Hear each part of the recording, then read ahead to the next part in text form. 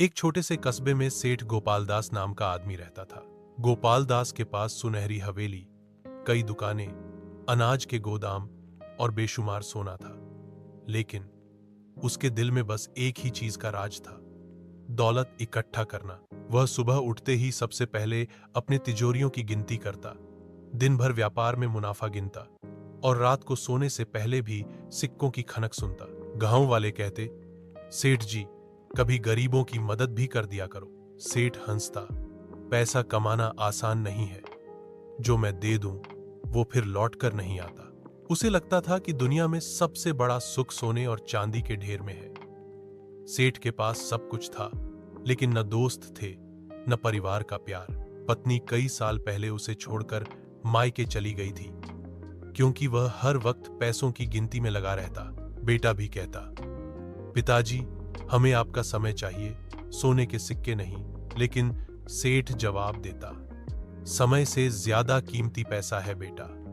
धीरे धीरे बेटा भी दूर चला गया और सेठ अपने हवेली में अकेला रह गया। एक दिन सेठ ने अपने पुराने दोस्त पंडित से सुना, अरे, बनारस में एक साधु है जो धन बढ़ाने का अद्भुत मंत्र देता है। बस फिर क्या था, सेठ ने हजारों रुपए खर्च करके साधु से वह मंत्र ले लिया और भी तेजी से पैसा कमाने लगा। अब उसके पास इतना धन था कि 10 पीढ़ियों तक खत्म न हो, लेकिन उसकी भूख खत्म नहीं हो रही थी। धीरे धीरे उसकी उम्र 65 हो गई। एक दिन तेज बुखार और सीने में दर्द ने उसे बिस्तर पर ला दिया।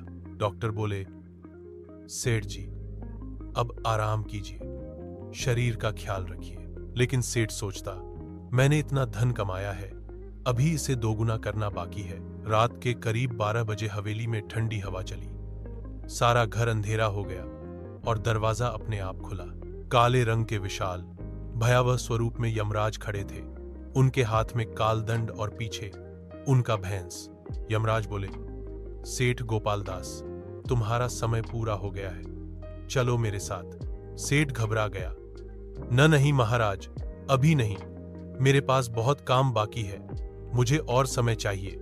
सेठ घुटनों के बल गिर पड़ा, महाराज, मेरे पास इतना धन है, आप चाहें तो सब ले लीजिए, लेकिन मुझे थोड़े साल और दे दीजिए। यमराज हंसे, मूर्ख, तुम्हारा धन तुम्हारे साथ नहीं जाएगा। सेठ बोला, तो मुझे एक दिन दे दीजिए, ताकि मैं अपने बेटे को बुलाकर सब सौंप सकूं। यमराज, तुमने जीवन भर रिश्तों को समय नहीं दिया, अब आखिरी वक्त में उन्हें याद कर रहे हो। सेठ ने आखिरी कोशिश की, तो कम से कम 1 घंटे की मोहलत दे दीजिए, मैं मंदिर जाकर भगवान को दान दूंगा। यमराज जीवन भर तिजोरी भरने में लगा रहा और अब अंतिम समय में पुण्य कमाने निकला है। समय खत्म हो चुका है। सेठ गोपाल दास, यमराज ने उसका प्राण खींच लिया। सेठ की हवेली, तिजोरी, सोना, सब वहीं रह गया।